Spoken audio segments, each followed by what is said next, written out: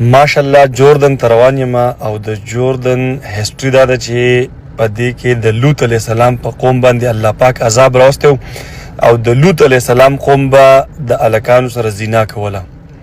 نو دعا به کوو چې الله پاک موږ د دې خراب عمل نه وساتي او دا ویډیو شیر کړي، ځکه زموږ په پښتنو کې دا عمل ډیر زیات سیوا دی او دا ډیر خراب عمل دی او الله پاک ته ډیر ناخوښه دی.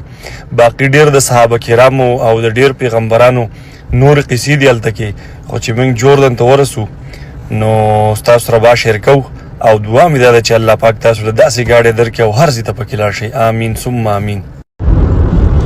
کله چې هم په سفر ځئ نو کوشش کوئ چې په اوداسه کې ځئ، ځکه د لارې پته نه لګي، د اکسیډنټ پته نه لګي. او بله دا ده چې په هر حالات کې چې یې تاسو که نه نو مونځ کوئ. د مانځه خو یو فایده دا ده چې الله پاک به تاسو له رزق پراخه کوي په دنیا کې. نو مونږ روان یو جوردن ته، دعاګانې کوئ او دعاګانې به کوو. او په جوردن کې ماشاءالله ډېر ښکلي هسټوریکل ځایونه دي، هغه به مونږ ستاسو سره شیر کوو او کوشش کوئ چې د خپل فیملی سره ځئ.